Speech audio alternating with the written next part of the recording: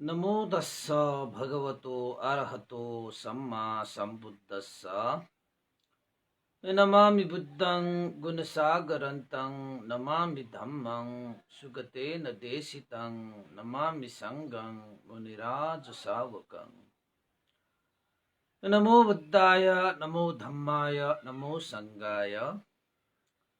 श्रद्धालु उपासक उपासिका तथा सधर्म प्रेमी महानुभावहरू, आज मिति 2078 साल वैशाख 3 गते शुक्रबार बिहानको 9 बजे सदाझै आज पनि हामी फेसबुक लाइभ धर्मदेशना लिएर उपस्थित भइसकेका छौँ र देश विदेशबाट देशना सुन्नको निमित्त फेसबुकमा जोडिरहनुहुने सम्पूर्ण श्रद्धावन्त उपासक उपासिका तथा सधर्म प्रेमी महानुभावहरूलाई सदाझै म भिक्षु विमलो श्री सिद्धि मङ्गल बुद्ध विहार सिद्धिपुर सानागाउँ थसी महालक्ष्मी नगरपालिका वडा नम्बर 6 बुद्ध मार्गबाट सबैलाई मैत्रीपूर्ण न्यानो न्यानो स्वागत टक्राउन चाहे। त उपासक उपासिका, आज विशेषतः स्याडो उपन्दिता विवंश भन्तेको 5औं वर्षको पुण्यतिथि। त्यसैले उहाँ मेरो उपाध्याय गुरु हुनुहुन्छ र ध्यान गुरु र धर्मको पिता, धर्म पिता भने पनि उहाँ नै हुनुहुन्छ। त्यसैले आज बिहान त हामीले बिहारमा उहाँको नाममा परित्राण पाठ गरेर पुण्यानुमोदन गर्ने कार्यक्रम पनि सम्पादन गरिसके। गुरु आचार्य गुणो अनन्तो, गुरु आचार्यहरूको गुण पनि अनन्त हुन्छ भन्ने भगवान बुद्धको सत्य वचन छ। जुन वचनको सापत्ति लिएर नै आज मैले देशनाको विषयवस्तु नै बनाएको छु र तपाईहरुसँग आज उही अनन्त गुण महोपकारक स्यादो उपन्दिता विवंश भन्तेको विषयमा आज हामी स्मरणीय घटनाहरूलाई जोडेर पुण्य सञ्चित गर्नेछौँ र उहाँको निर्वाण कामना गरी अन्तमा हामी पुण्यानुमोदन पनि गर्नेछौँ। त उपासक उपासिका, आज हामी जहाँ उभिएका छौँ त्यो सम्पूर्ण श्रेय हाम्रो गुरु आचार्यहरूलाई जान्छ। गुरु आचार्यहरूको मार्गनिर्देशन, गुरु आचार्यहरूको मैत्री करुणा, गुरु आचार्यहरूको शिक्षा दीक्षाले नै हामी परिपक्व भएर अगाडि बढ्न सक्ने हो, औसलित भएर अगाडि बढ्न सक्ने हो, कठोर से कठोर मार्गलाई पनि तय गर्न सक्ने क्षमता वृद्धि हुने हो। बाहिरी रूपमा आन्तरिक रूपमा जति पनि यात्रा गर्नुपर्ने छ जीवनमा, ती सम्पूर्ण यात्रा गर्नको निमित्त ज्योति प्रदान गर्ने कार्य कसले गर्छ त भन्दाखेरि गुरु आचार्यहरूले गर्दछ। जुन ज्योति तपाईको जीवनमा अरु कसैले प्रदान गर्न सक्दैन त्यो ज्योति गुरु आचार्यले प्रदान गर्नुहुन्छ।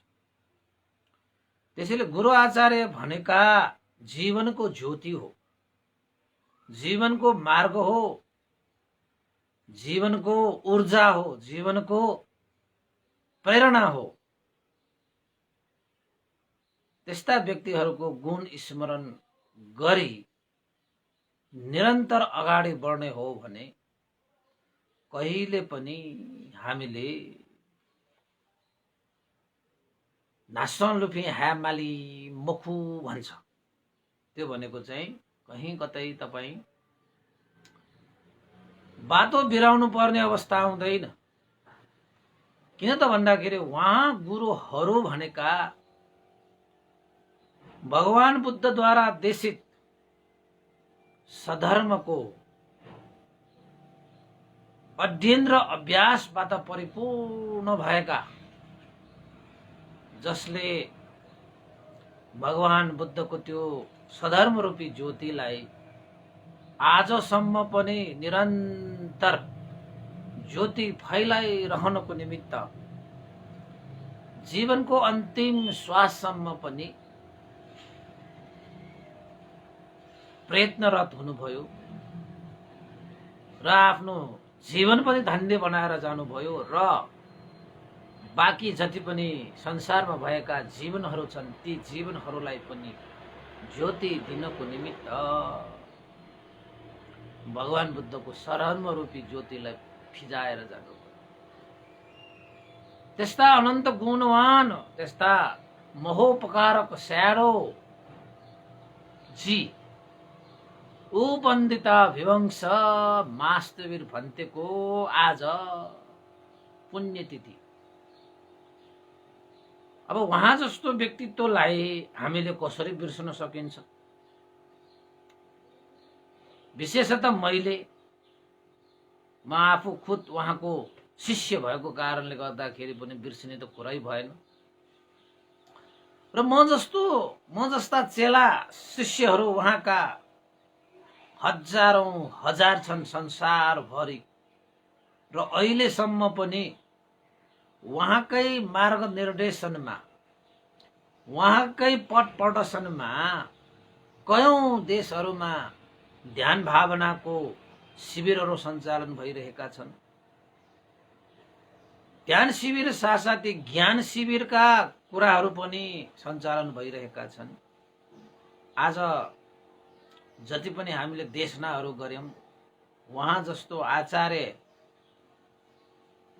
पाएर, उहाँको जस्तो हौसला पाएर पनि यस्ता कार्यहरूमा निरन्तरता दिन सकेको पनि हो। जीवितमान हुनुहुँदाखेरि उहाँले हाम्रो यो हृदयमा त्यस्ता प्रोत्साहनहरू धेरै प्रदान गर्नुभएको थियो कि भन्नुहुन्थ्यो, धर्मको मार्गमा कहिले पछाडि नहेर्नु। धर्मको मार्ग मात्र यस्तो मार्ग हो जहाँ हिँडेपछि पछाडि फर्किनु पर्दैन, मात्र अगाडि बढे पुग्छ। धर्मको मार्गमा हिँड्ने मान्छेले पछाडि हेर्न थाल्यो भने ढिला सुस्ती हुन्छ। त्यसैले भगवान बुद्धको त्यो मार्गमा हामीले पाइला चाल्ने बित्तिकै जस्तो सुकै परिस्थिति, विघ्न, बाधाहरू आए तापनि निरन्तर सङ्घर्ष गरेर अगाडि बढ्ने हो। जबसम्म निर्वाण प्राप्त हुँदैन तबसम्म अगाडि बढ्ने हो। त्यसैले उहाँले भन्नुहुन्थ्यो, बढ, अगाडि बढ। धर्मको बाटो हो। दुःख, कष्ट, पीर, मार्का, शोक आउला। यस्ता दुःख, सुख, शोक, पीडा, चिन्ताहरू त कति जन्म हामीले भोगेर आयौं। अहिले पनि त्यही दुःखहरूमा दुखित भएर, शोकहरूमा शोकाकुल भएर बस्यो भने जीवनको अन्तिम लक्ष्य निर्वाण प्राप्त गर्न सक्दैन। यस्ता आँसुहरू, दुःखहरू, कष्टहरू, भयहरू, पीडाहरू आज मात्र यही जुनी मात्र भोग्दै आएका हौं र हामीले कयौं जन्म बिते, कयौं मरणहरू आए, कयौं रोगहरू आए, कयौं शोकहरू आए। बिर्सिनु भयो तपाईले, सम्झनामा रहेन। फरक यति मात्रै हो। त अहिले पनि यो दुःखहरू आएको, कष्टहरू आएको, पीरहरू आएको छ भने पनि यस्तासँग सामना गर्दै अगाडि बढ्ने हो। यदि यो जन्ममा पनि त्यही दुःख, कष्ट, पीर, शोक, चिन्तामा डुबेर बस्यो भने अन्य जन्महरूमा पनि यस्तै दुःखले पछ्याइरहन्छ। कति भाग्ने, कहाँ भाग्ने? त्यसैले दुःख शोक पीडा चिन्ता भय अन्तराय विघ्न बाधाहरूसँग भागेर होइन मुकाबला गरेर अगाडि बढ्नुपर्छ। स्यारो पण्डिता विवंश हाम्रो गुरु भन्नुहुन्थ्यो यस्तै, हामीलाई प्रेरणा दिनुहुन्थ्यो, प्रोत्साहन गर्नुहुन्थ्यो, ऊर्जा थपिदिनुहुन्थ्यो। आज झलझल्ती सम्झिरहेको छु। यद्यपि उहाँ 5 वर्ष बित्नुभयो हैन, तरै पनि हामीलाई उहाँ यो संसारमा बिदा लिएर जानुभयो भन्ने विश्वास गर्न अझै गाह्रो। अहिलेसम्म पनि हामी सामु भएरै हामीलाई चाहिँ प्रोत्साहन दिइरहनु भएको छ, हामीलाई प्रेरणा दिइरहनु भएको छ, हामीलाई शिक्षा दीक्षा दिइरहनु भएको छ, हामीलाई मार्ग प्रशस्त गरिरहनु भएको जस्तो अहिलेसम्म पनि लाग्छ। त्यस्तो चाहिँ भान हुनु, छाप, त्यस्तो छाप के हृदयमा, त्यो बयान गरेर साध्यै छैन भने बयान गरेर साध्यै छैन। उहाँका केही कुराहरू म तपाईहरुलाई राख्छु। मैले एउटा किताबै लेख्ने चाहिँ मैले केही कुराहरू त मैले लेखिसकेको पनि छु। उहाँसँग बिताएका ती चाहिँ अमूल्य क्षणहरूको विषयमा चाहिँ मैले समेटेर लेखेको। आज देशना गर्यो भने धेरै कुराहरू यसमै समेटिन्छ। र उपासक उपासिकाहरू विशेषतः बुद्ध शासनमा गुरु र शिष्य भनेको चाहिँ एउटा पिता र छोराको सम्बन्ध हुन्छ। र स्याडो पण्डिता भेङ्स भन्तेले हामीलाई छोरा जस्तै, जसरी अब गुरुमाहरू भयो भने त छोरी जस्तै, भन्तेहरू भयो भने त छोरा जस्तै हामीलाई त्यो आवाज चाहिँ मिलेको थियो। यद्यपि हामीले घरमा आमा बुबा दाजु भाइ परिवार छोडेर आयौं, बुद्ध शासनमा प्रवजित भयौं। संसारवत्त दुःखतो मोचनथाय निब्बानस्स सच्चीकरणथाय पब्बजङ याचामि भनेर चाहिँ हामीले संसारका सम्पूर्ण दुःखबाट मुक्त हुनको निमित्त, निर्वाण धर्मलाई साक्षात्कार गर्नको निमित्त प्रवज्य याचना गर्दछु भनेर हामीले गुरु आचार्यहरूसँग प्रार्थना गर्नुपर्छ। यद्यपि मेरो सामनेर प्रवज्य हुँदाखेरि प्रथम गुरु नेपालका 7औं संघ नायक श्रद्धेय ज्ञानपूर्णिक महास्थविर भन्थे हुनुहुन्छ। र ज्ञानपूर्णिक महास्थविर भन्थे गुरुवर भन्तेले नै मलाई आफूसँगै लिएर स्यारोजी कहाँ अर्पण गर्नु भएको भन्नु पर्यो, उहाँलाई चाहिँ जिम्मा लगाइदिनु भएको भन्नु पर्यो। यद्यपि ज्ञानपूर्णिक भन्टेसँग मैले प्रवजित हुँदाखेरि नै एउटा सम्झौता जस्तै गरेको थिएँ। त्यो सुन्दाखेरि त अहिले पनि अचम्म लाग्छ। र ज्ञानपूर्णिक भन्टेले पनि मलाई भन्नुभएको थियो, तिमी जस्तो यसरी सम्झौतै गरेर प्रवजित हुने त मैले देखेको छैन भन्नुहुन्थ्यो। मैले उहाँसँग के भनेको थियो त भन्दाखेरि, म बेला बेलामा म प्रवजित भइरहन्थेँ र ज्ञानपूर्णिक भन्तेको शिविरमा सहभागी पनि हुन्थे, गृहस्थी बेलामा नै। अनि त्यसपछि अन्ततः प्रवजित हुने निर्कोल निक्लेपछि मैले भन्थे ज्ञानपूर्णिक भन्तेलाई भनेको थिएँ, मलाई त प्रवजित भइसकेपछि ज्ञान पनि चाहिन्छ, ध्यान पनि चाहिन्छ। यदि मलाई ज्ञान पनि दिनुहुन्छ, ध्यान पनि दिनुहुन्छ भने मात्रै म प्रवजित हुन्छु। अब ज्ञान पनि नपाउने, ध्यान पनि नपाउने हो भने त म प्रवजित हुँदैन। त्यसैले भन्तेले मलाई ज्ञान पनि पाउने र ध्यान पनि पाउने ठाउँमा पठाएर अध्ययन र अभ्यास गर्न पठाउने हो भने चाहिँ म प्रवजित हुन्छु, नत्र भए त म हुँदैन भन्थे भनेर भने। अनि ज्ञानपूर्णिक भन्तेले भन्नुहुन्थ्यो, ओहो यो मान्छे त ज्ञान पनि चाहिन्छ, ध्यान पनि चाहिन्छ, त्यो नभए चाहिँ प्रवजितै नहुने। ओहो ल ठिकै छ, बुद्ध शासनमा ज्ञान पनि पाइन्छ, ध्यान पनि पाइन्छ, सब पाइन्छ, ल ठिकै छ। त्यसो भए जहाँ ज्ञान पनि पाइन्छ ध्यान पनि पाइन्छ त्यस्तै स्थानमा लिएर जानु पर्ला यसलाई अब भनेर ज्ञानपीठ भन्तेले ल ठिकै छ, तिम्रो विचार तिम्रो इच्छा अनुसार नै हुनेछ भनेर मलाई चाहिँ प्रवज्ञा गर्नुभएको थियो। त्यसपछि लग्नुभयो भन्तेले नेपालमा पनि प्रवज्ञा भएर ध्यान त बस्न मन लाग्छ होइन। अब प्रवज्ञा नै भइसकेपछि अब शासनमा गर्नुपर्ने काम भनेको मन पर्छ मन पर्दैन भन्ने सवालै उठ्दैन नि, गाह्रो साह्रो भन्ने सवालै उठ्दैन नि। प्रवज्जित जीवन भइसकेपछि त प्रवज्ञाहरूले गर्नुपर्ने काम त गर्नै पर्यो। अब यसमा गाह्रो साह्रो मन लाग्ने भन्ने हुँदैन भन्थे मलाई त भनेर भने। ए हो र भन्नुभयो, त्यस्तै हुन्छ मलाई त भनेर भने।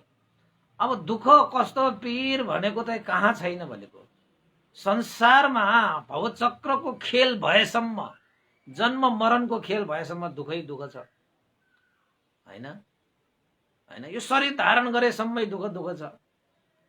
यहाँ गएर सुख पाउने त्यहाँ गएर सुख पाउने क्षणिक सुखहरू मात्रै हो। साँच्चैकै सुख त निर्वाण पुगेपछि, जन्म मरणको खेल टुङ्गेपछि मात्रै साँच्चैकै सुख प्राप्त हुन्छ। अब हामी जन्म लिने सुख प्राप्त गर्ने खोज्छौँ अनि दुःखै पाउँछन्। जन्म मरणको चक्रमा घुमुन्जेल दुःख त पाउँछ। किन त भन्दाखेरि यो पञ्चस्कन्ध, यो जीवन, यो शरीर धारण गर्नु नै दुःख भनेपछि, यो चित्त यो मन धारण गर, यो शरीर धारण गर्नेपछि नै तपाईँको दुःख भनेपछि, अब जन्म मरण भनेको त हुने बित्तिकै त्यो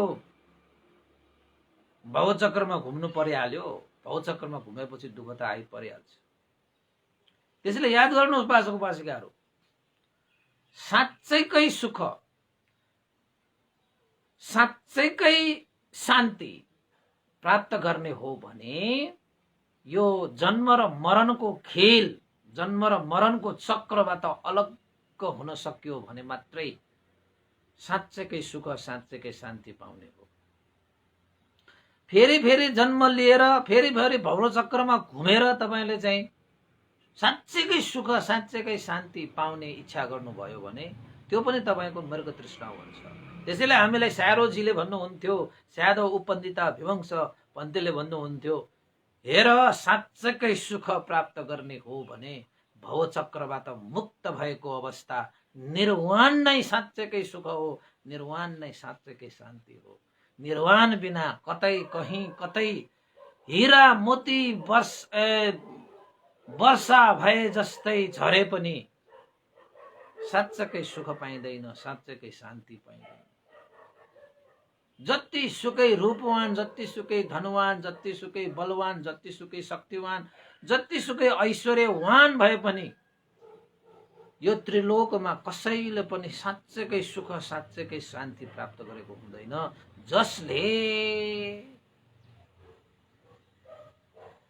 लोभ द्वेष मोह रूपी क्लेश तृष्णालाई निर्मूल पारेर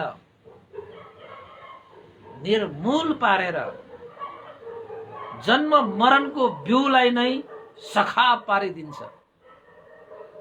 अनि मात्रै उनीहरूले साँच्चैकै सुख साँच्चैकै शान्ति प्राप्त गर्न सक्छ।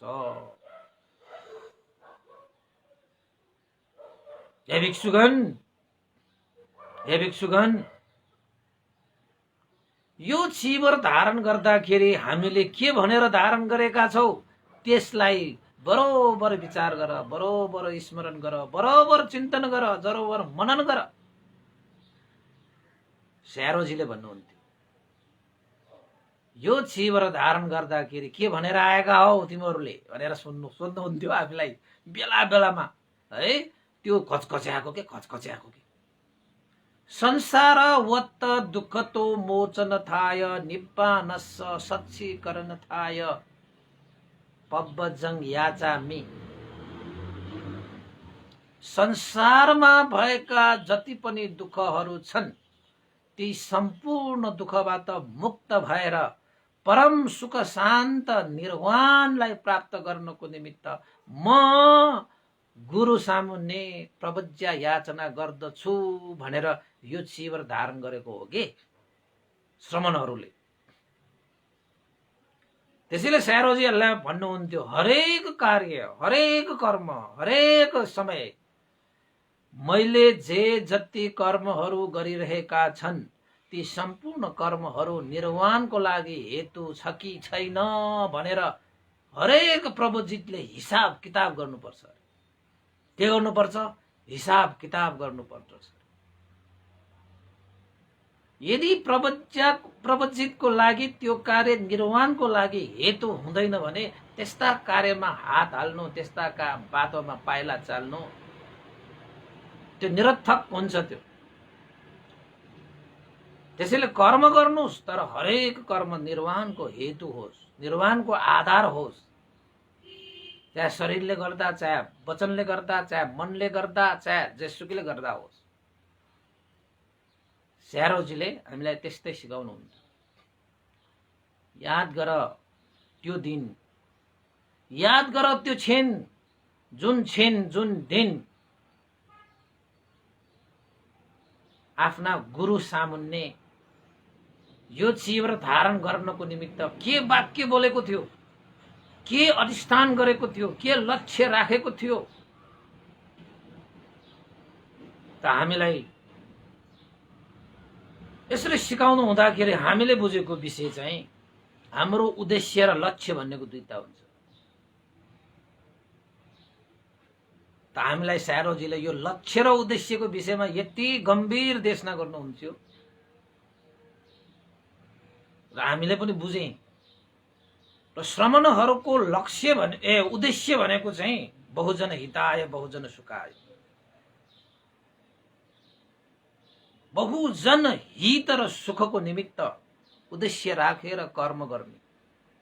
र लक्ष्य भनेको चाहिँ अन्ततः त्यो कर्म गरेर जुन उद्देश्य प्राप्त गरेर अन्तिममा प्राप्त गर्ने लक्ष्य भनेको चाहिँ निर्वाण नै हो। उद्देश्य र लक्ष्य भनेको दुईटा किसिमको हुन्छ। र लक्ष्य प्राप्त गर्नको निमित्त ती उद्देश्यहरूलाई पनि सम्पादन गर्दै गर्दै गर्दै गर्दै अगाडि बढ्ने र अन्ततः लक्ष्य पनि प्राप्त गर्ने। निर्वाण र बहुजन हिताय बहुजन सुखाय। भगवान बुद्धले पनि 60 जना भिक्षुहरू, अरहन्त भिक्षुहरू चाहिँ भइसकेपछि भगवान बुद्धले पनि के भन्नुभएको थियो? चरत्त भिक्खवे चारिकं बहुजन हिताय बहुजन सुखाय लोक अनुकम्पाय। लोकमा अनुकम्पा राखेर हे भिक्षुगण चारिका गर बहुजन हित बहुजन सुखको उद्देश्य राखेर। त प्रवजितहरूले, भिक्षुहरूले पनि यी कुरालाई मध्यनजर राखेर परहित उपकारको लागि शरीरबाट, मनबाट र वचनबाट कर्म गरिरहेकै हुन्छ। त्यो एउटा आफ्नो उद्देश्य, उसको पाटो छुट्टै छ। र उसको यथार्थ रूपमा लक्ष्य भनेको चाहिँ कहाँ हो त भन्दाखेरि निर्वाण नै हो। सम्पूर्ण दुःखबाट मुक्त भएको, भवचक्रबाट सदाको लागि विदा भएको अवस्था निर्वाण नै प्रवजित जीवनको लक्ष्य हो। स्यारोजीले हामीलाई त्यो लक्ष्य प्राप्तिको लागि सदा अग्रसर हुनु, कहिले पछाडि नहट्नु, अगाडि जानु, अगाडि जानु, प्रयास चाहिँ गर्दै जानु।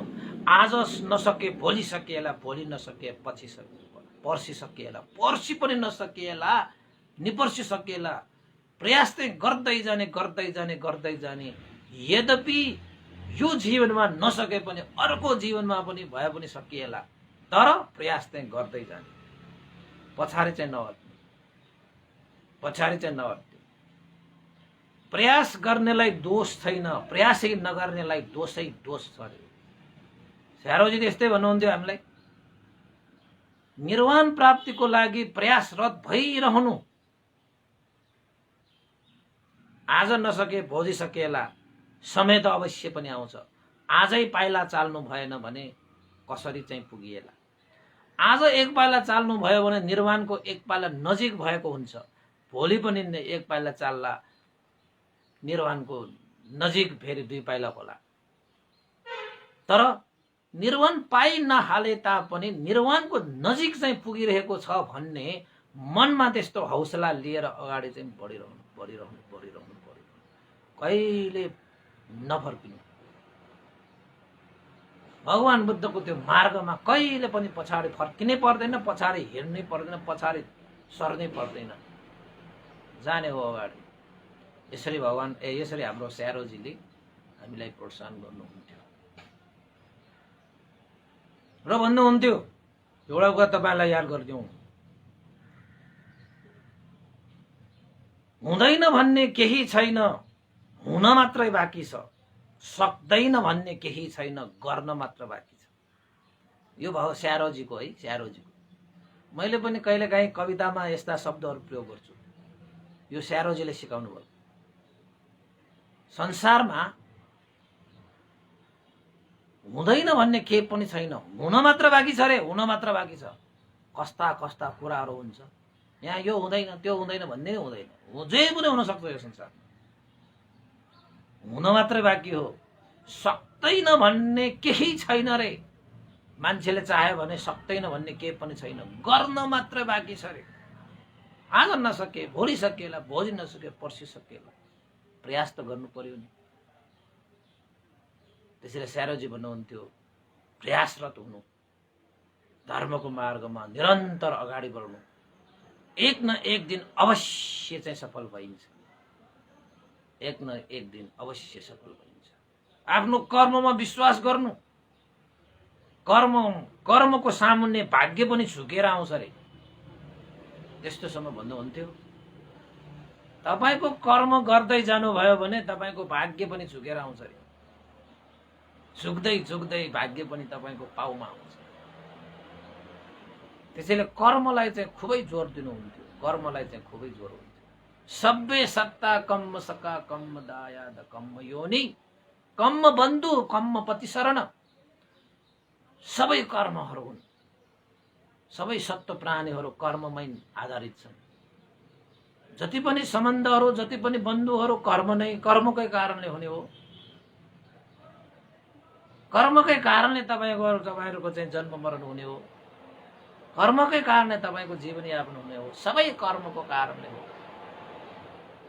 कर्मको कारणले नै भाग्य बन्ने हो, भाग्य पनि कर्ममा आधारित छ। तपाईको कर्मै राम्रो छ भने भाग्य पनि राम्रो हुन्छ, त कर्मै खोटो छ त भाग्य पनि खोटो हुन्छ। त मेरो भाग्य छैन भनेर बसिरहने बेला होइन, कर्म सुधार्ने हो, भाग्य पनि सुध्रिन्छ। भाग्य नै नभएको भए तापनि अब तपाईले कर्म त गर्न पाउँछ नि, भाग्य त लिएर आएन। भाग्य भनेको पहिलाको कर्मको प्रतिफल हो भाग्य भने।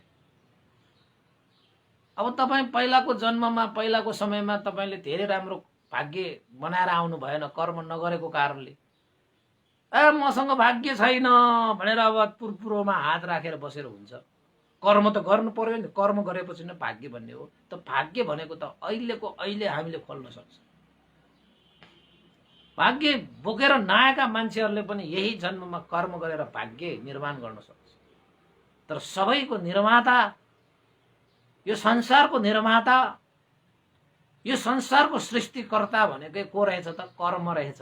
उपासक उपासिका कर्मले बन्ने हो, कर्मले गर्ने हो सबै चिजहरू। तपाईको जीवनको मरण, तपाईको जीवनको जन्म सबै कर्मले गर्ने हो। तपाईको जन्म गर्ने नै कर्मले हो तपाईको। त्यसैले कोही यो संसारमा सृष्टिकर्ता छ भने त्यो कर्मै हो,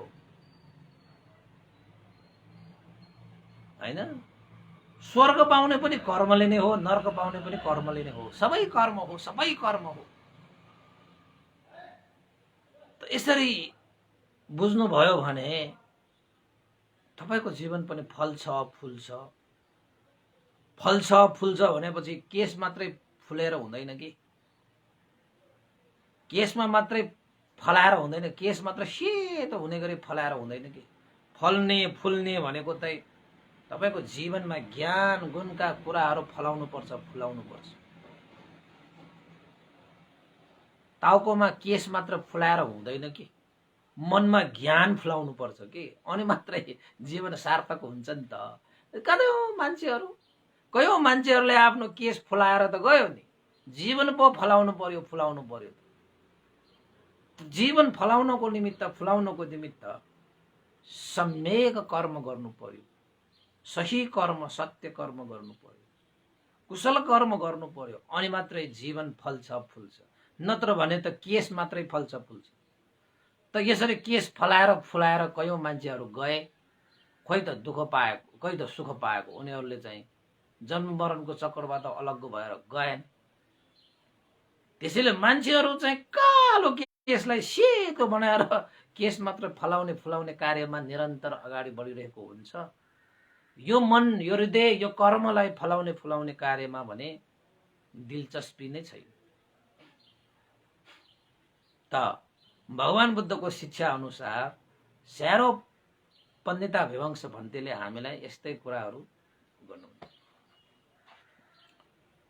हुँदैन भन्ने केही छैन, हुन मात्रै बाँकी छ। सक्दैन भन्ने केही छैन, गर्न मात्रै बाँकी छ। सब हुन्छ यहाँ, जे पनि हुन्छ यहाँ, हैन? सक्दैन भन्ने हुँदै हुँदैन। सम्पूर्ण क्लेशबाट मुक्त भएर तृष्णालाई क्षय गरेर, आश्रय क्षय गरेर एक न एक दिन हामीले निर्वाण धर्मलाई पनि अवश्यमेव साक्षात्कार गर्न सक्छौँ। अहिलेको यो पृथक जनको हिसाबबाट हेर्ने हो भने त सक्दैन। होस हुने मान्छेले सबै चिजलाई सम्हाल्न सक्छ, नसक्ने भन्ने के पनि छैन। समय लाग्ला, कुनै कुनै कुराको लागि त जन्म जन्मान्तर पनि लाग्न सक्छ, तर प्रयास चाहिँ गर्दै जानुभयो भने जन्म जन्मान्तरै लागे पनि प्राप्त चाहिँ हुन्छ। अब प्रयासै गरेन भने त के प्राप्त गर्छ र? जन्म जन्मान्तर मात्र होइन, अनन्त जन्मसम्म पनि प्राप्त हुँदैन। त स्यारो उपनिषद विवंशले एउटा कुरा साह्रै चित्त बुझ्ने मलाई चाहिँ भन्नुभएको तपाईहरुलाई मैले आज शेयर गरिहालौं। जुन बेला म भनौं अब हैन, याङ्गो म्यानमारको याङ्गो पण्डिता रामा श्वेता गाउँ शासनयता पण्डिता रामा मेडिटेसन सेन्टर याङ्गोमा बस्दाखेरि मलाई पहिलोपल्ट स्यारोजीले बोल्नु भएको, स्यारोजी भनेको हाम्रो बर्माको भन्टेलाई स्यारो भन्छ हैन, बोल्नु भएको अहिलेसम्म पनि याद छ मलाई। अहिलेसम्म त्यो शब्द अहिलेसम्म पनि कानमा चाहिँ गुन्जिरहेको छ। इंग्लिश पनि आउँछ भन्टेलाई, नेपाली पनि आउँछ, अलिकति हिन्दी भाषा पनि अलिअलि आउँछ, बोल्नुहुन्थ्यो। मलाई त कहिले हिन्दी भाषाबाट पनि भन्नुहुन्थ्यो। त पहिलोपल्टको भेट्दो हुँदाखेरि स्यारोजीले मलाई सोध्नु भएको, आर यु टिचर भनेर सोध्नु भएको थियो। अनि मैले यस आई एम टिचर भनेर चाहिँ जवाफ दिएको थिएँ। Teachers means Guru, you know गुरु भनेर सोधेको थियो मलाई। अनि मैले चाहिँ केही जवाफ त दिएन, यस भन्थे मात्र भने। त गुरुको अर्थ साह्रै गम्भीर रहेछ, साह्रै गम्भीर रहेछ। त स्यारोजीले पछि मलाई भन्नुभएको थियो, गुरुको अर्थ गु भनेको अन्धकार, रु भनेको हटाउने, जसले अन्धकार रूपी क्लेशलाई हटाउँदछ उसलाई नै गुरु भनेर भनिन्छ। जसले अन्धकार रूपी क्लेशलाई हटाउनको निमित्त शिक्षा दीक्षा दिन्छ उसैलाई गुरु भनिन्छ। र संसारमा साँच्चैकै गुरु, यो त्रिलोकमा साँच्चैकै गुरु भनेको चाहिँ भगवान बुद्ध नै हो रे। त्यसैले भगवान बुद्धलाई शास्ता भनेर भनिन्छ रे। साँच्चैकै सही गुरु भनेको चाहिँ भगवान बुद्ध, जसले यो त्रिलोकमा व्याप्त रहेका क्लेश तृष्णा रूपी अन्धकारलाई सदाको निमित्त हटाइदिनु भयो। सधर्मको ज्योति फैलाएर क्लेश रूपी अन्धकारलाई हटाउनु भयो। वहाँ जस्तो गुरु कहाँ पाउनु, अतुलनीय छ भनेर हामीलाई सिकाउनुहुन्थ्यो। त्यसैले तपाईको जीवनमा पनि अन्धकार हटाउनु आवश्यक छ भने सही गुरुको पहिचान गरेर हिँड्नुपर्छ है उपासक। यहाँ गुरु भनेर कयौं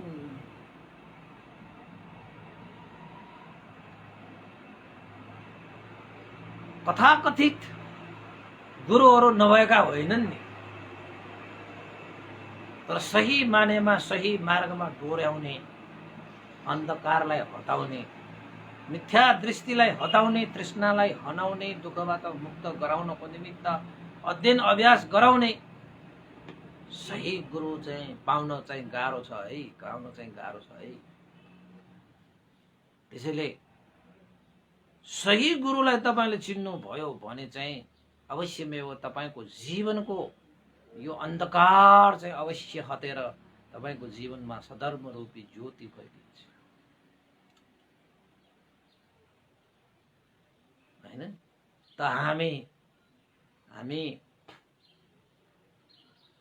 म्यानमारमा बस्नु हुँदाखेरि स्यादोले भन्नुहुन्थ्यो, केही चिन्ता लिनु पर्दैन, यो ध्यान केन्द्रमा बसेपछि शील पालन गर्नु, ध्यान भावना गर्नु र अध्ययन गर्नु,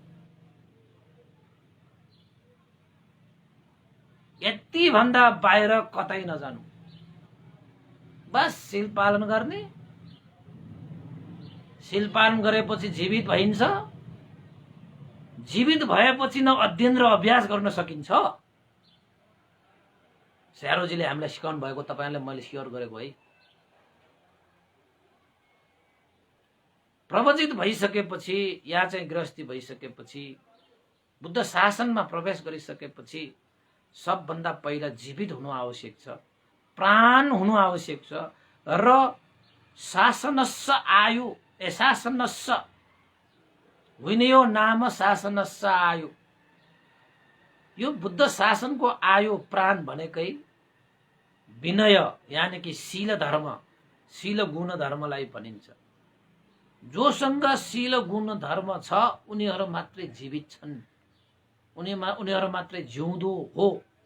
यदि शील छैन भने उनीहरू चाहिँ जीवित नभएपछि के हुन्छ, लास हुन्छ।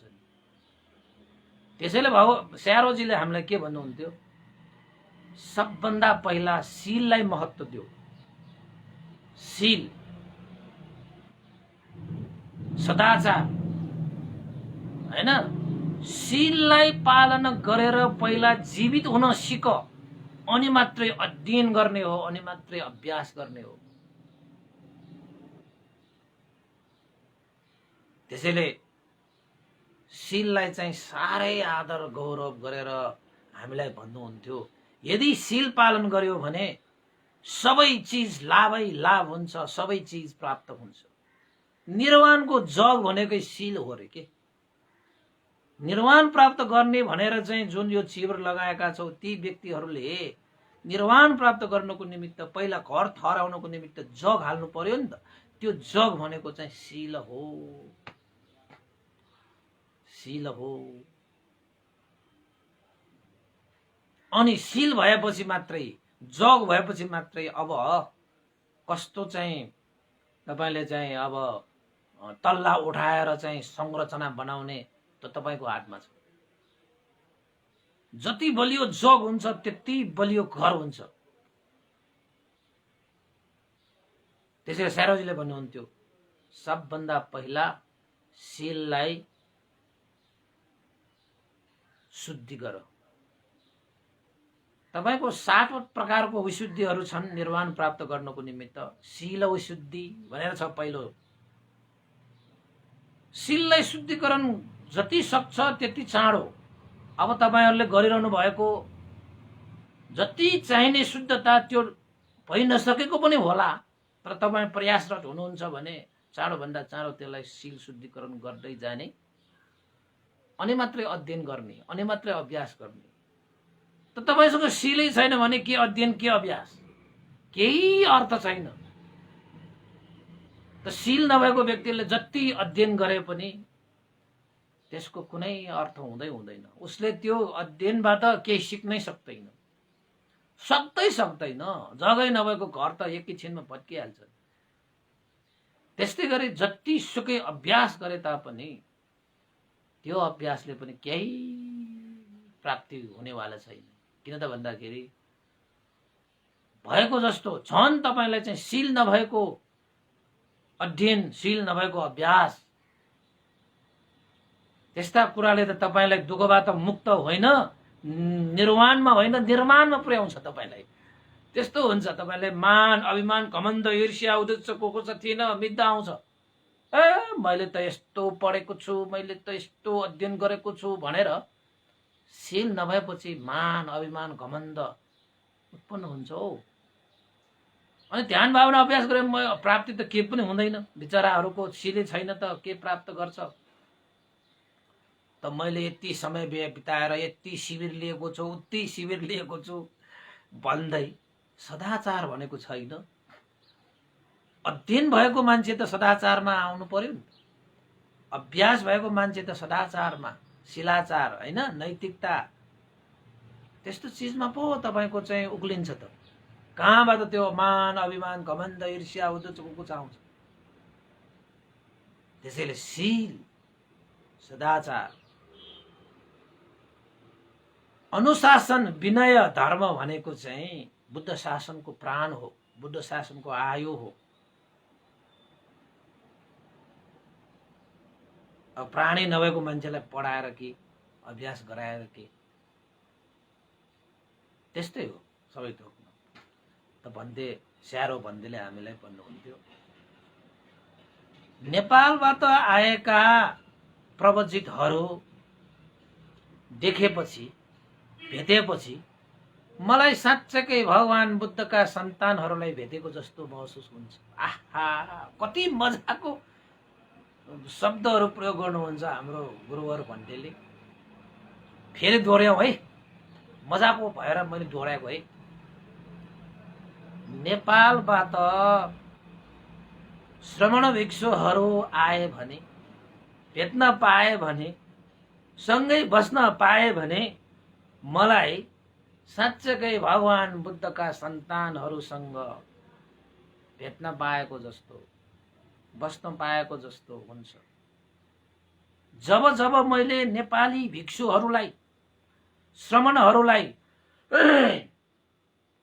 केही अध्ययन गराउन पाउँछु, अभ्यास गराउन पाउँछु, केही सिकाउन पाउँदाखेरि मलाई ऋण तिरेको अनुभव हुन्छ अरे। जसरी ऋण लिँदाखेरि मनमा कस्तो गरुङ्गो भार हुन्छ, जब त्यो गरुङ्गो भावलाई बोकेर बस्दाखेरिको अनुभव र आफूले लिएको ऋणलाई स्वात्त चुक्ता गर्न पाउँदाखेरि कति आनन्दित हुन्छ।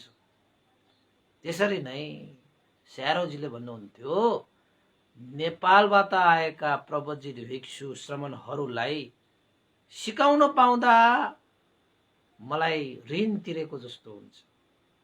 किन त भन्दाखेरि यो जति पनि भगवान बुद्धको यो धर्महरू छन्, ती सम्पूर्ण धर्महरू भनेको हामीले नेपालका कुलपुत्र होइन, भगवान बुद्धबाट प्राप्त भएको।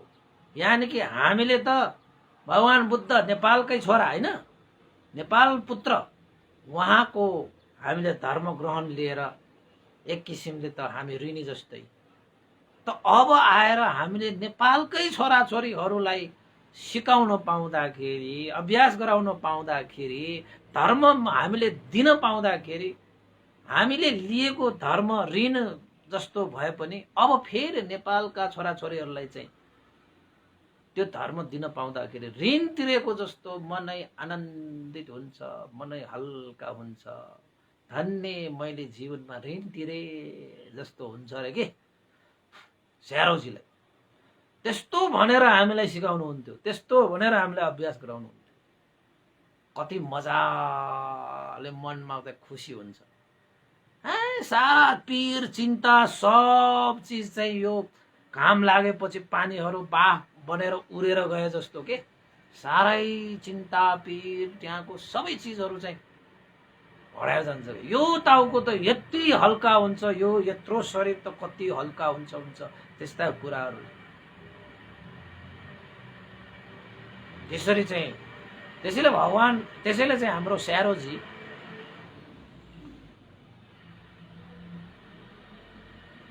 95 वर्षसम्म उहाँ जीवित रहनुभयो। तैपनि स्यारोजी त्यत्रो वर्ष हुँदाखेरि पनि कति मजबुत, कति बलिया, हैन? मनै बलियो छ त। नेपालमा चाहिँ कहिले आउनु छोड्नु भएन। निरन्तर नेपालमा आएर म ऋण तिर्न जाँदैछु। त्यहाँ बर्मामा तपाईँले चाहिँ स्यारोजी नेपाल आउनु हुँदाखेरि, बाहिर कतै जानु हुँदाखेरि स्यारो भन्देले त्यहाँ धर्म देशना दिनुहुन्थ्यो। भन्नुहुन्थ्यो, ल है म्यानमारवासीहरू, म सधर्मको ऋण तिर्न जाँदैछु, सबैसँग म बिदा मागे है, म सधर्मको ऋण तिर्न जाँदैछु भनेर नेपालमा आउनुहुन्छ। त्यसरी चाहिँ हृदयमा त्यसरी धारण गरेर आउने सायदै कमै होला, सायदै कमै होला। मैले त सुनेको देखेको एउटै छ। अब मेरो गुरु भनेर मैले भनेको, म त उहाँसँग कति मजाले समय बिताएँ, कहिले थाहै हुँदैन कुन बेला कति समय बितेको। तपाईहरुलाई चाहिँ स्यारोजीले चाहिँ ल ध्यान बस्नु भनेर चाहिँ बसाल्नु भयो। ध्यान बसे, सुरुमा त गाह्रै हुन्छ। स्यारोजीले मलाई 9 महिना निरन्तर है कन्टिन्यू निरन्तर ध्यान बसिसकेपछि, 9 महिना बसिसकेपछि स्यारोजीले ल अब ध्यान पुग्यो, अब अध्ययन गर्नु पर्यो। यहाँ त अब मोनास्ट्रिक हिसाबबाट पढ्नु पर्ने भएर त्यहाँ इंग्लिशबाट पढ्न पाइँदैन। त्यहाँ उनी बर्मिज भाषा सिकेर नै पढ्नु पर्छ। त हामीले बर्मिज भाषा पनि सिक्नु पर्यो, फेरि पढ्नु पनि पर्यो। त्यसैले स्यारोजीले 9 महिना भएपछि ठ्याक्कै मलाई चाहिँ ल अब ध्यान पुग्यो, अब पढ्नु पर्यो भनेर चाहिँ मलाई खबर पठाउनु भयो। त्यो समयमा ठ्याक्कै वर्षावासको समय थियो। अनि मलाई चाहिँ कस्तो लाग्यो त भन्दाखेरि, हाम्रो स्यारोजीको पनि गुरु महासी स्यारो जो अरहन्त हुनुहुन्छ, उहाँले किताबमा लेख्नु भएको छ। हुन त उहाँले लेख्ने होइन, त्यो उहाँले देशना गरेकोहरूलाई अरूले लेख्ने हो। उहाँले देशनामा के भन्नुभएको छ त भन्दाखेरि, अरू समयहरूमा दानशील भावना गर्नु भन्दा पनि यो वर्षावासमा गर्ने दानशील भावनादि कुशल कर्मको आनिसंस महान हुन्छ भन्ने कुरालाई दिमागमा ठ्याक्कै सम्झना आयो के मलाई। अनि त्यसपछि 9 महिनापछि मैले आफैले भनेको, म त ध्यान त छोड्दैन, स्यारोजी मिल्छ भने म यो वर्षावास जुन अगाडि आएको छ त्यो वर्षावासमा त्यति बेला म सामनेर भएर ध्यान बसिरहेको थिएँ। अनि त्यति बेला चाहिँ अनि मैले स्यारोजीलाई प्रस्ताव एउटा राखेँ, म अब वर्षावासमा भिक्षु भएर फेरि 3 महिना ध्यान थपेर म ध्यान भावना नै अभ्यास गर्छु। अहिलेको लागि म ध्यान छोड्दिन, मिल्छ भने त्यसो गरिदिनु पर्यो भनेर मैले प्रार्थना गरेको थिएँ। स्यारोजीलाई त खुसी भयो, ओहो यो नेपालको भिक्षु सामनेर अहिले भिक्षु भएर फेरि 3 महिना ध्यान आफैले थप्यो, ओहो राम्रै भएछ, ल बस त त्यसो भए उसलाई भिक्षु पनि बनाइदेऊ र उसको इच्छा अनुसार 3 महिना ध्यान पनि बसाइदेऊ भनेर स्यारोजीले नै स्वीकृति दिइसकेपछि अनि फेरि भिक्षु भएर मैले 3 महिना फेरि आफैले ध्यान थपेर 1 वर्षको कोर्स सकाएको। त्यसैले स्यारोजीलाई शील पालन गर्ने, ध्यान बस्ने, हैन, अध्ययन गर्नेहरू भनेपछि साह्रै मन पर्छ, मन पराउन योग्य पनि छ। स्यारोजीले त्यस्ता व्यक्तिहरूलाई चाहिँ अलिकति रुचाउनुहुन्छ, नजिक राख्नुहुन्छ, हैन, धेरै कुराहरू सिकाउनुहुन्छ। त स्यारोजीसँग ध्यान सकिसकेपछि अब स्यारोजीकै हातबाट म भिक्षुत्व उपसम्पदा भनिन्छ। त मलाई त्यति बेला स्यारोले मेरो खासै नाम चाहिँ याद थिएन। मलाई ज्ञानपीठ भन्टेले उइमलो भनेर चाहिँ नाम दिनुभएको थियो। त भिक्षु हुँदाखेरि पनि नामाङ्करण गरिन्छ। त स्यारोजीले मलाई विमल बुद्धि भनेर नाम राखिदिनु भएको। ल, विमल बुद्धि, निर्मल विमल बुद्धि भएको नाम अनुसारको काम गर्न सकोस् भनेर आशीर्वाद दिनु भएर मलाई चाहिँ विमल बुद्धि भनेर चाहिँ नामाङ्करण गरिदिनु भयो। मेरो भिक्षुको नाम चाहिँ विमल बुद्धि हो। त ज्ञानपीठ भन्टेले त विमलो राखिदिनु भएको। ल, निर्मल विमल हुन सकोस् भनेर ज्ञानपीठ भन्टेले ठ्याक्कै दुईजना स्यारोहरूले, दुईजना गुरुवरहरूले ठ्याक्कै विमल विमलकै कुरा गरेर राख्नु भएको के। अनि मैले भनेको थिएँ नाम अनुसारको काम गर्न सकोस् भनेर म अवश्य प्रयास गर्छु भनेर भने। त स्यारोजीले के भन्नुहुन्छ, प्रयास गर्नेहरूको हार कहिले पनि हुँदैन, विजय नै हुन्छ। प्रयास गर्नेको हार कहिले हुँदैन, विजय नै हुन्छ। त्यसैले म पनि प्रयासरत छु। अवश्य एक दिन त विजय हुन्छु नै म, हैन। त स्यारोजीसँग ध्यान सकिसकेपछि स्यारोजीसँग धेरै नजिक हुन पाएँ। एउटा कुरा तपाईहरुलाई मैले सेयर गरिहालौँ, म बिहान हरेक दिन 4 बजे उठ्नु पर्थ्यो। ध्यान बस्दाखेरि त 3 बजे नै उठ्नु पर्छ। हेर्नुस् है, त्यहाँ ध्यान भनेको कहाँ यहाँ जस्तो होइन। 3 बजे उठ्ने, रातिको 10 बजे मात्रै सुत्ने। जम्मा 6 घण्टा हुन्छ तपाईकोमा। 6 घण्टा तपाईले सुत्ने समय तपाईको 6 घण्टा। यदि त्यो त्यसमा पनि तपाईले काटेर ध्यान बस्ने हो भने पनि छ, तर 24 घण्टा तपाई ध्यानमा हुनुपर्छ। दिनको ध्यानको समयमा 3 बजे उठ्ने, सब चीज चाहिँ नुहाई धुवाई, अब चाहिँ तपाईको के गर्ने, त्यहाँ त अब गर्मी छ, नुहाउने सुहाउने फ्रेस हुने, त्यसपछि ध्यान बस्न जाने। 9 बजेबाट तपाईको मैत्री भावना यताउता गरेर बिस्तारै आउँदाखेरि तपाई सुत्ने भनेको 10 बजे। कोही त यताउता ढिला भयो भने 11 बजे पनि सुत्छ। त त्यसपछि चाहिँ म 4 बजे उठ्ने। 4 बजे उठेर 5 बजे चाहिँ स्यारोजीको कुटीमा जाने। स्यारोजी त्यति बेला ध्यान बसिसक्नु भएको हुन्छ। 5 बजे टङ्ग घन्टी बज्छ। बजेपछि बाहिरबाट साँचो खोलेर जाने हामी नै, म आफै जान्छु। स्यारोजीले कहिले पनि भित्रबाट ढोका लाउनुहुन्न, हामीले नै ढोका बाहिरबाट लगाएर जानुपर्छ। त हरेक बिहान 5 बजे स्यारोजीकोमा हाजिर हुनुपर्छ। स्यारोजीकोमा हाजिर भएर स्यारोजीलाई जलपान खुवाउनको निमित्त सबै चाँजो बाजो मिलाएर शिविर लगाएर स्यारोजीसँगै जाने हो हामी। त स्यारोजीसँग गएर जलपानमा पनि जाने। सारा योगीहरू त्यहाँ चाहिँ उपैरहेको हुन्छ। अनि त्यसपछि चाहिँ भोजन पश्चात पनि स्यारोजीसँगै हुन्छ। 12 बजेदेखि 1 बजेसम्म फेरि स्यारोजीसँग हुन्छ। 5 बजेदेखि 6 बजेसम्म पनि स्यारोजीसँगै हुन्छ शरबतको टाइममा, हैन। त्यहाँबाट फेरि 9 बजेदेखि 12 बजेसम्म पनि स्यारोजीसँगै हुन्छ। म त हरेक दिन कहीँ कतै स्यारोजी विदेश जानुभयो भने त्यो बेग्लै कुरा, तर स्यारोजी हुनुभयो भने त मेरो रुटिन नै त्यस्तो।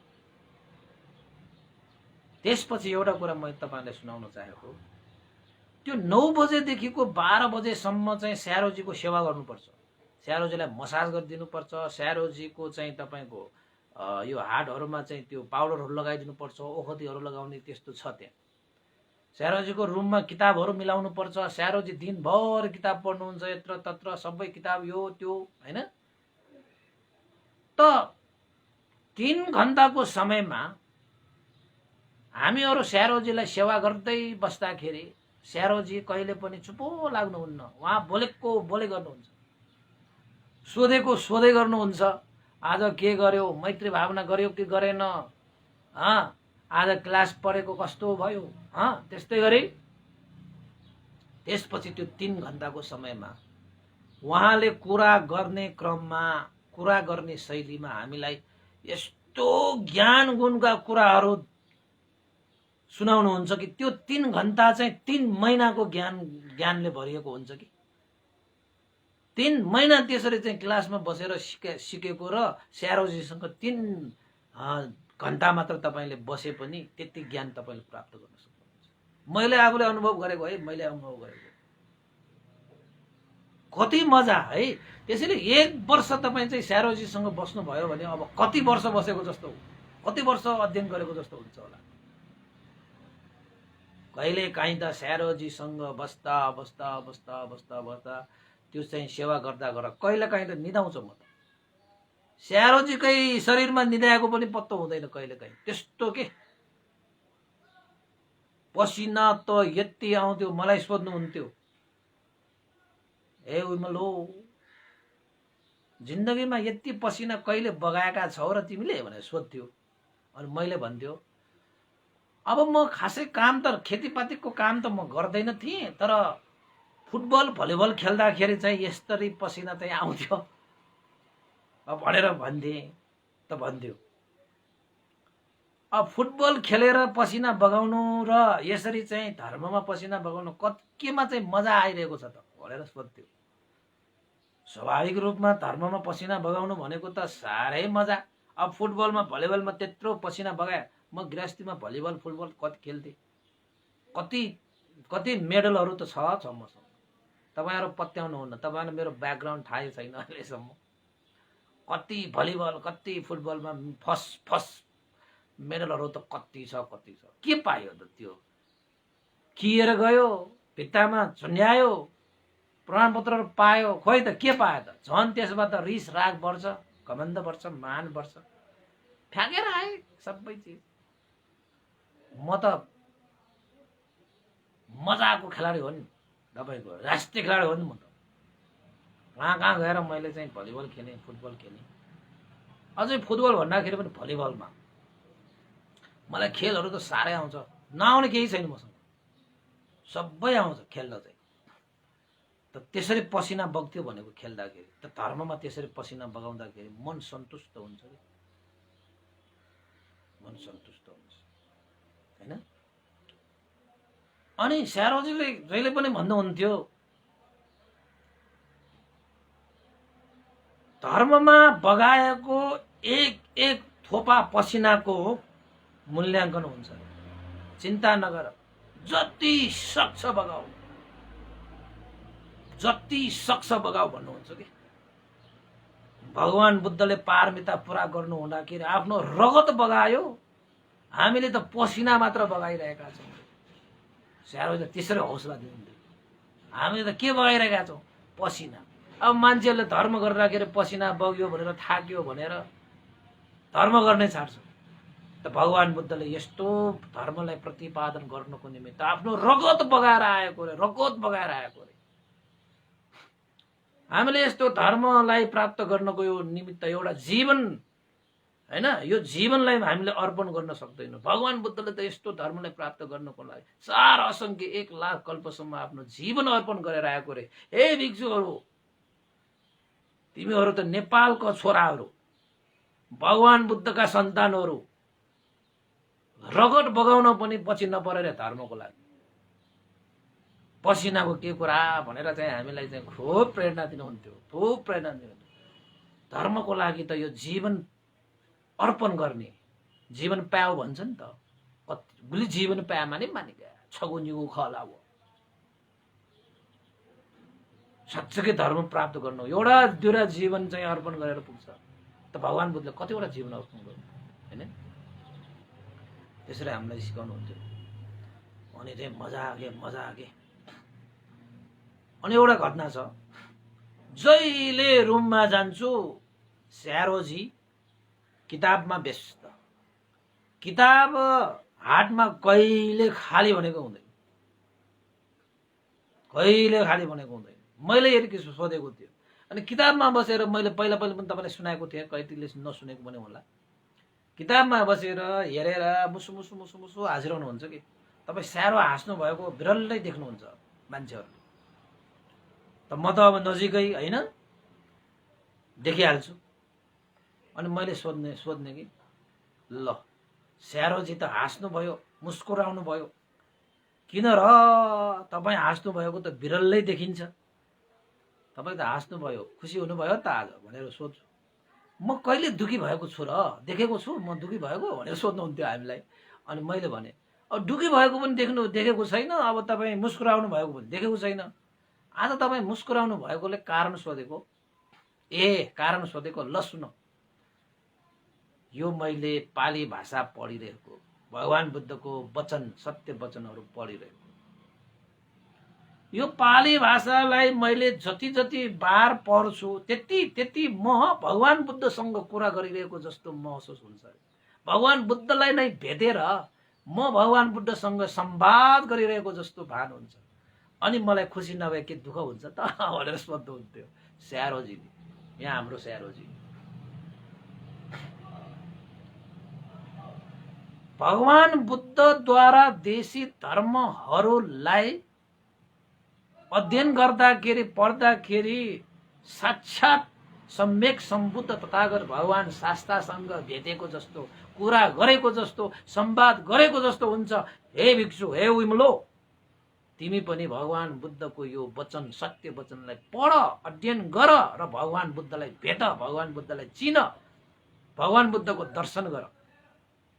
कहाँ छैन भगवान, ल हेर भनेर चाहिँ हामीलाई चाहिँ देखाउनुहुन्थ्यो। त्यसैले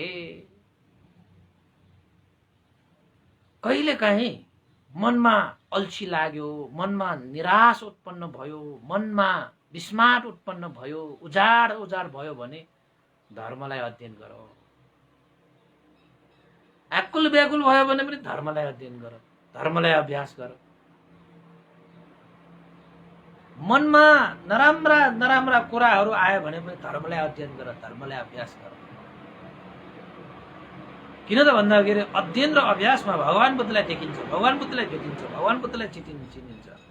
त भगवान बुद्ध सामुन्ने बस्न पायो भने यति शीतल हुन्छ, यति शीतल हुन्छ, त्यो धर्मको शीतलता कुनै पनि छहारीले दिन सक्दैन। त्यति शीतल छ रे। त्यसैले अध्ययन गर है, अध्ययन गर, धर्मलाई पढ भनेर भगवान हाम्रो स्यारोजीले हामीलाई खुब प्रेरणा दिनुहुन्थ्यो। त्यो प्रेरणाहरू अहिलेसम्म आउँछ। कहिलेकाहीँ त जुरुक्क उठेर म पनि त्यस्तो गर्छु कि कहिलेकाहीँ माइपिस्टो भन्छ नि त हामीलाई, कहिले कस्तो कस्तो लाग्छ। माइपिस्टो भयो भने अनि किताब, ठुल्ठुलो किताबहरू पल्टाउने अनि पढ्ने, अनि त घ्याइपिस्टो भएर आउँछ, रमाइलो भएर आउँछ। कहिलेकाहीँ हुन्छ नि त, कहिलेकाहीँ एक्लै बस्दाखेरि होइन, तपाईँहरूलाई पनि नरमाइलो अनुभव भइरहेको छ भने, होइन, एक्लोपनको अनुभव भइरहेको छ भने किताब पढ्नु, साथी भइहाल्यो, धर्म भइहाल्यो। अस्ति मसँग एकजना उपासक आउनुभएको थियो, 2 जना बिहारमा आउनुभयो। बिहारमा आएर सबै बिहारहरू घुमेर, ल यो बिहारमा तपाईँ एक्लै बस्नुहुन्छ? म त एक्लै बस्छु नि त यहाँ, भिक्षुहरू त म एक्लै हो भनेर भने। ओहो, यत्रो बिहारमा तपाईँ एक्लो डर लाग्दैन भनेर सोध्दै थियो। अनि मैले पनि जवाब दिएँ स्यारोजीको पारामा, के को डर? यत्रो भगवान यो बिहारमा, यत्रो भगवान। तपाईँलाई मैले भर्खरै भनेको होइन, यो चैत्यमा मात्रै 44वटा बुद्ध प्रतिमाहरू छन्। त्यो सबै म भगवानै देख्छु, म एक्लै कहाँ हो र? भिक्षुहरूमा मात्रै एक्लै हुँ, यहाँ त भगवानै भगवान। देख्नु भयो नि तपाईँले भनेको त, त्यस्तो पो, ल ठिक छ भनेर चाहिँ जानु। त हामीलाई चाहिँ एक्लो हेर्दाखेरि एक्लो बसेको जस्तो मात्रै हो कि। तपाईँ धर्म अध्ययन गर्नुहोस् न। तपाईँको त्रिपिटकमा कतिवटा ग्रन्थ छ अरे? 84,000 धर्म ग्रन्थ छ। 84,000 धर्मसँग बसिरहनु पाएको छ। अब एक्लो कसरी हुन्छ भनेको कि, एक्लो कसरी हुन्छ। र अब एउटा मैले तपाईँलाई चाहिँ स्यारोजीले सिकाउनु भएको एउटा कुरा सिकाउँछु।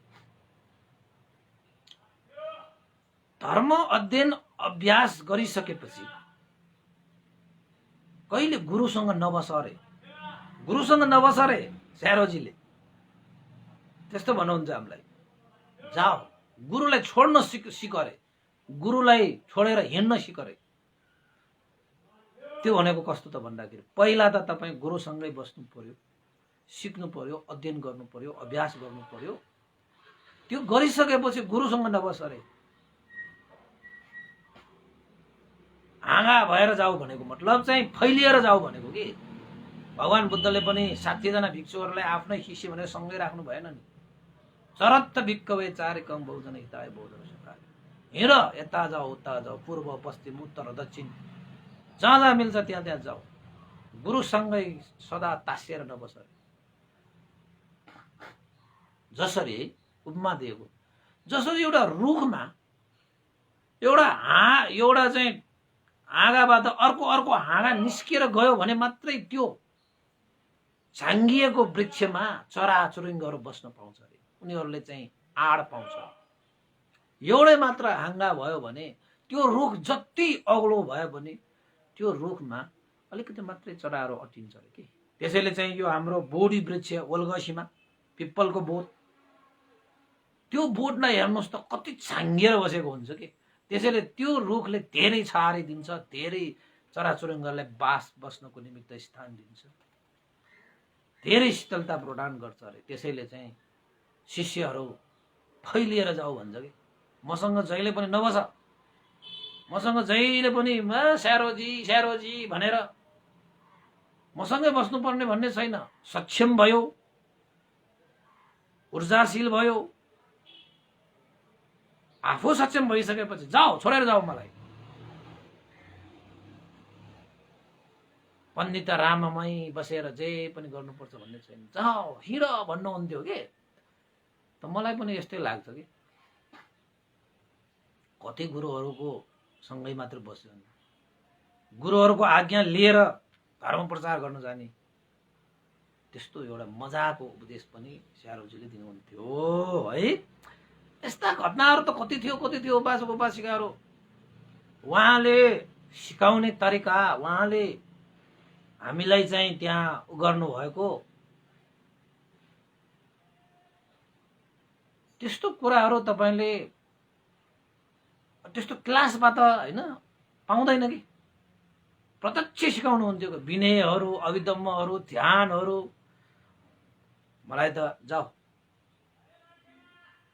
ध्यान बसिरहेका त्यो ध्यान हलमा योगीहरूलाई यसो एक राउन्ड दिएर आऊ। फुर्सद भयो कि ध्यान हलमा चाहिँ गएर त्यो योगीहरूलाई एकचोटि चेक गरेर आऊ। जाऊ, कसरी को कस्तो गरी ध्यान बसिरहेको छ। समय खेर नफाल। नेपालबाट त्यस्तो 7 समुद्र पारैबाट आएका छौ। एक सेकेन्डको धार्मिकमय बनाएर, धर्ममय कर्ममय बनाएर जाऊ। मलाई कुनै डिग्री, मलाई कुनै सर्टिफिकेट होइन। मलाई त भगवान बुद्धले देशना गरेको धर्मको आचरण चाहिन्छ। मैले यति पढेको छु, मैले यति गरेको छु भनेर चाहिँ सर्टिफिकेट जम्मा गरेर केही हुनेवालामा छैन। त्यो त भण्डको लागि मात्रै हो। वास्तवमा चाहिने त आचरणमा चाहिन्छ। त्यसैले यो सर्टिफिकेट लिने मार्गमा नहिर। भगवान बुद्धले देशना गर्नु भएको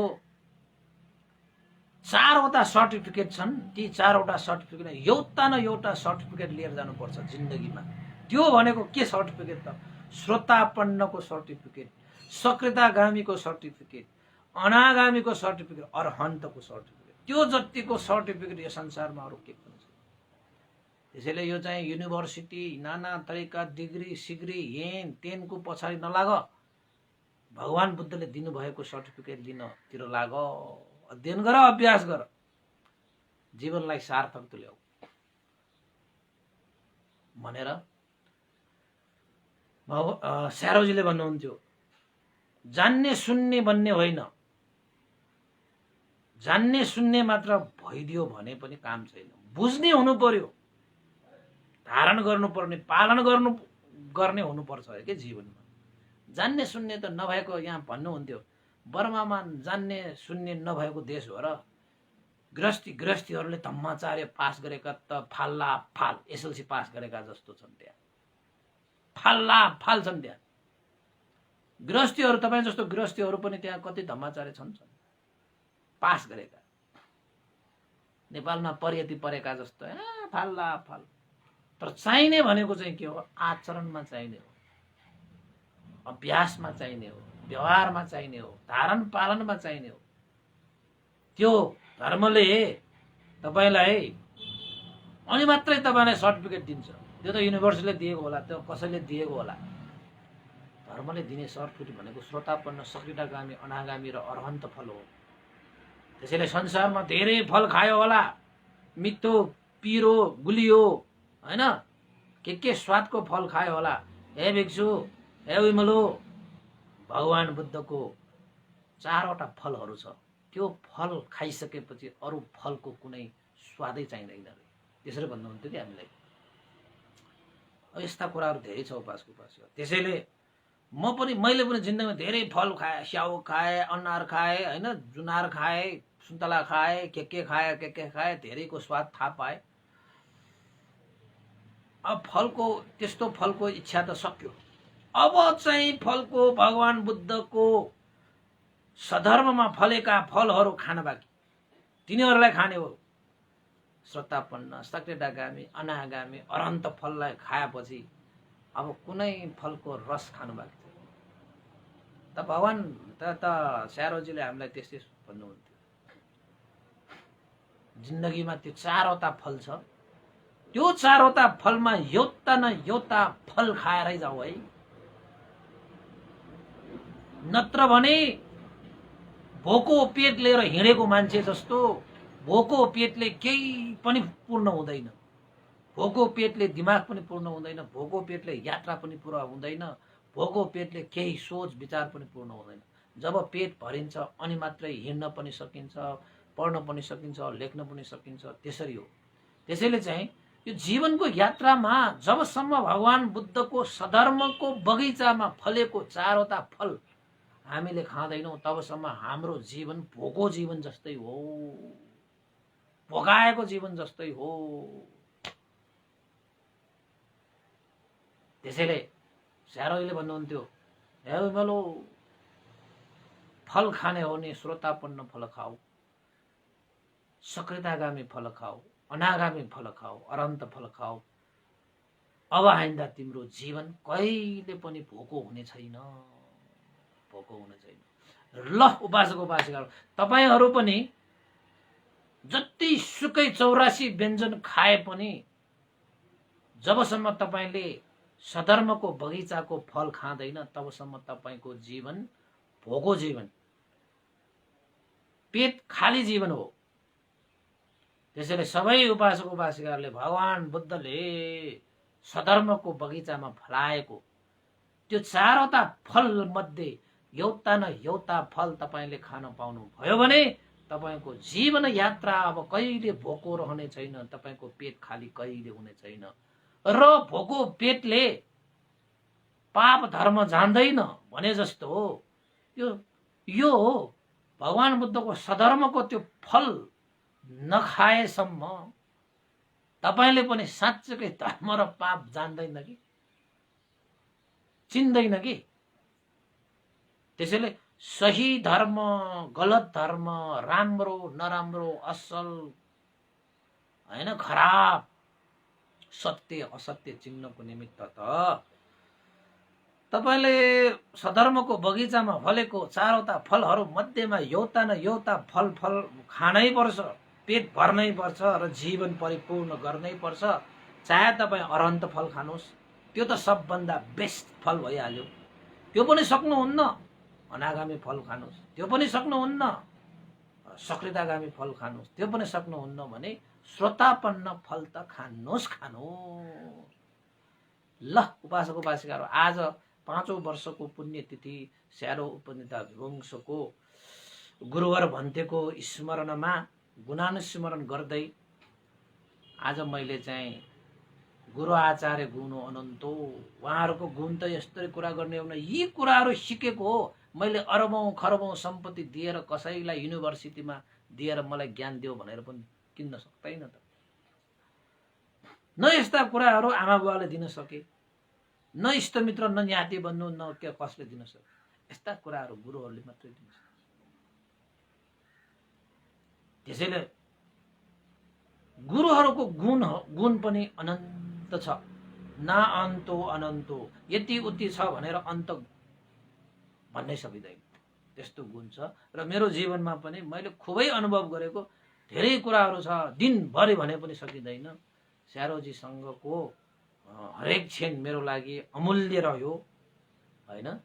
स्यारोजीले दिनुभएको ती ज्ञानहरू मेरो जीवनको एउटा चाहिँ हिरा जस्तो भयो।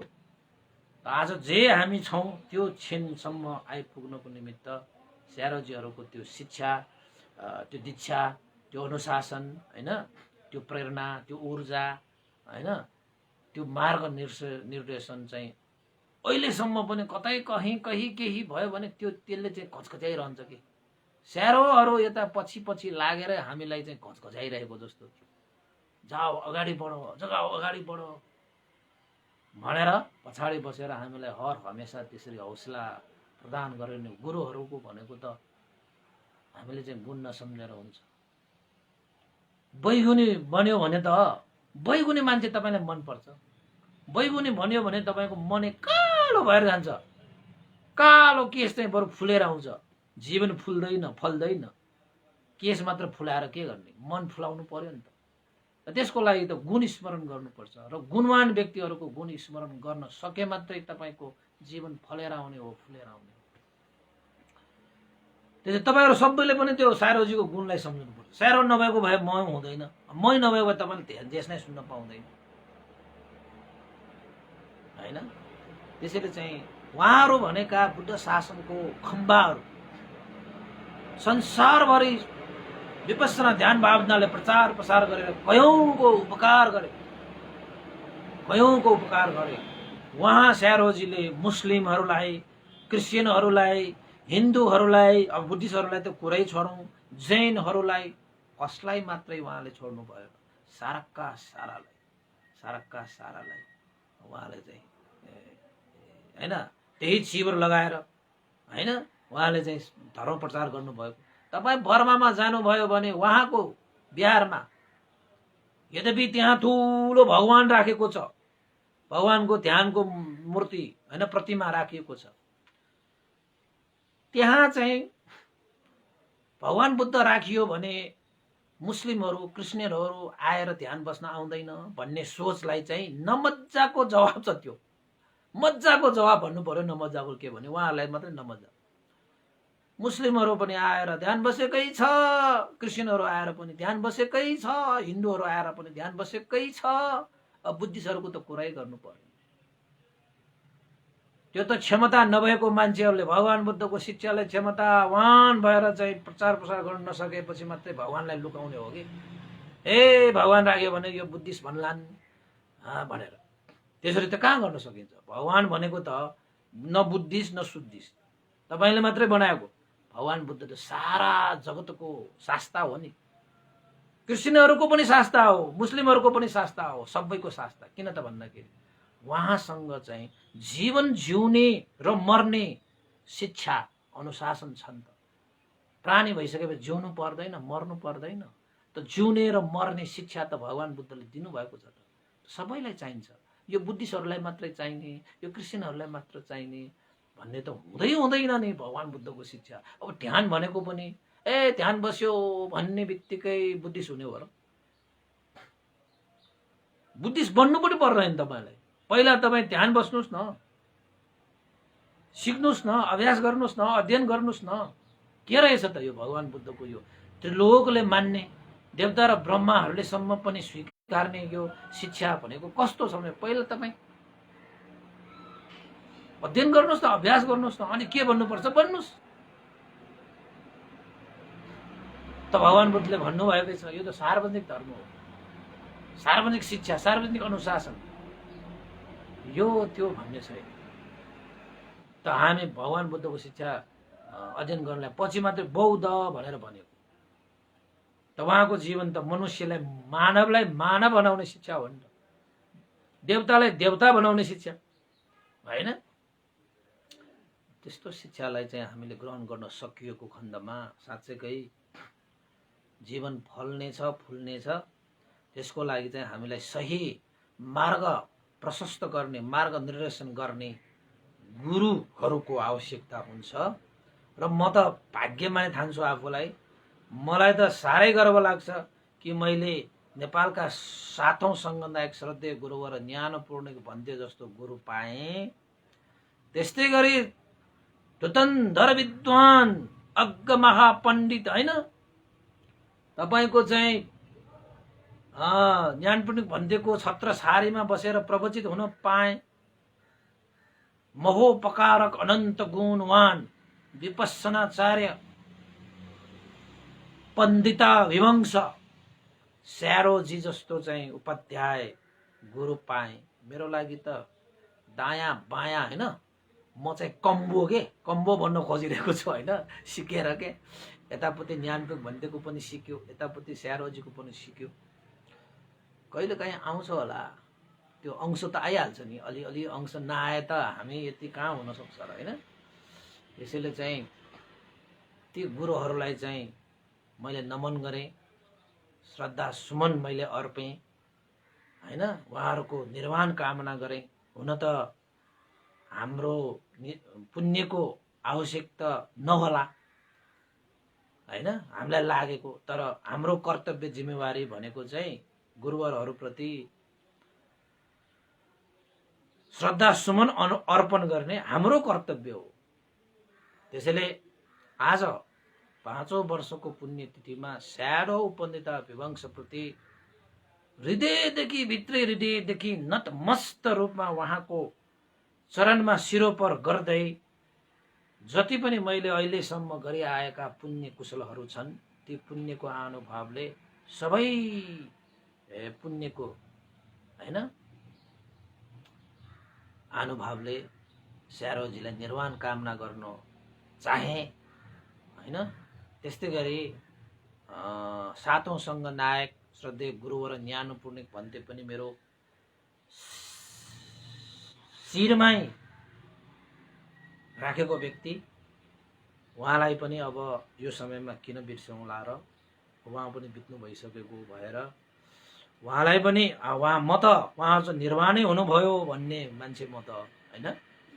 अब दिवंगत भन्यो भने पनि मैले सबैलाई दिवंगत भनिन्छ होइन, म त स्यारोजीलाई मैले निर्वाण हुनुभयो भनेर पनि भन्छु कहिलेकाहीँ, निर्वाण गरेको भएको त हो।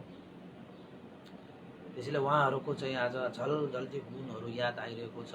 आज जे छु त्यही गुरुहरूको आशिष उहाँहरूको शिक्षा दीक्षाको अनुभवले यति हुन सकेको। उहाँहरू गुरुहरूलाई चाहिँ शिरोपर गर्दै जति पनि पुण्य छ ती सम्पूर्ण पुण्य अनुमोदन गरेर आज मैले पुरानो स्मरण गरेँ, श्रद्धा सुमन अर्पेँ होइन, श्रद्धाञ्जली व्यक्त गरेँ। तपाईहरू पनि सँगै गर्नुहोला, किन त भन्दाखेरि गुणवान व्यक्तिहरूको गुण स्मरण गर्नु मानवीयता गुण धर्महरू हो भन्ने बुद्ध शिक्षा अनुसार उहाँहरू चाहिँ अनन्त गुणले सम्पन्न उहाँहरूले एकजना दुईजना एउटा देश दुईटा देश मात्र होइन संसारभरि सधर्मको चाहिँ बिगुल फुक्नुभयो होइन। त्यसको प्रभाव हामीले नेपालमै देख्न सक्छौँ। उहाँ स्यारोजीले नेपालीहरूलाई कति शिक्षा दीक्षा दिनुभयो, कति सक्षम बनाउनु भयो, कति प्रेरणा दिनुभयो, कति ऊर्जा दिनुभयो, त्यसको लेखाजोखा त छँदै छैन। र आज पनि अब शङ्खमूल ध्यान केन्द्रमा पनि स्यारोजीको गुणानुस्मरण होइन पुण्यतिथिमा गुणानुस्मरण गर्ने कार्यक्रम राखेको छ। अब निमन्त्रणा भनेर चाहिँ पठाइएको थियो हाम्रो विमल ज्ञानी गुरुमाले, अब देशना पनि गर्नु पर्यो। अब यहाँबाट उता गयो भने समय मात्रै खर्चिलो हुन्छ, देशनामै मैले चाहिँ पुण्यानुस्मरण गरिदिने मैले सोच राखेँ। अब उतासम्म जाने पनि भएन, अघिदेखि सुरु भइसकेको छ। त्यसैले चाहिँ मैले चाहिँ बिहान बिहारमा पनि गरिदिएँ, पुण्यानुमोदन परित्राण गरिदिएँ र देशनामा पनि अन्तिममा हामीले गर्ने नै छौँ। र तपाईहरू पनि सबै मिलेर अनन्त गुणवान स्यादो उपन्दिता विवंशको निर्वाण कामना गर्दै पुण्यानुमोदन गरौँ। साथसाथै गुरुवर भन्ते श्रद्धेय ज्ञानपूर्णिका महादेव भन्ते प्रति पनि श्रद्धाञ्जली व्यक्त गर्दै पुण्यानुमोदन गरौँ। सम्पूर्ण देवता सम्पूर्ण सत्व प्राणी र मनुष्यहरूमा पनि यो पुण्य लाभ होस्। तपाईँहरूको सबै ज्ञाति बन्धु इष्टमित्रहरू भित्र जानु भइसकेका कोही छन् भने उहाँहरूलाई पनि यो पुण्य लाभ भई उहाँहरूको पनि जीवन धन्य हो, भगवान बुद्धको सधर्मको बगैँचाको फल खाएर जीवन परिपूर्ण गर्न सकोस् भन्ने आशिका गर्दै पुण्यानुमोदन गरौँ। भवतु सर्वमङ्गलम्। इदं नो ज्ञातिनं होतु सुखिता हन्तु ज्ञातयो। इदं नो ज्ञातिनं होतु सुखिता हन्तु ज्ञातयो। इदं नो ज्ञातिनं होतु सुखिता हन्तु ज्ञातयो। एतावता चम्मेहि सम्पतं पुण्यसम्पदं सर्वे देवा अनुमोदन्तु सर्वसम्पत्तिसिद्धिया। एतावता चम्मेहि सम्पतं पुण्यसम्पदं सर्वे सत्ता अनुमोदन्तु सर्वसम्पत्तिसिद्धिया। एतावता चम्मेहि सम्पतं पुण्यसम्पदं सर्वे भूतानुमोदन्तु सर्वसम्पत्तिसिद्धिया। साधु साधु साधु भवतु सर्वमङ्गलं। सबैको दिन मङ्गलमय होस्।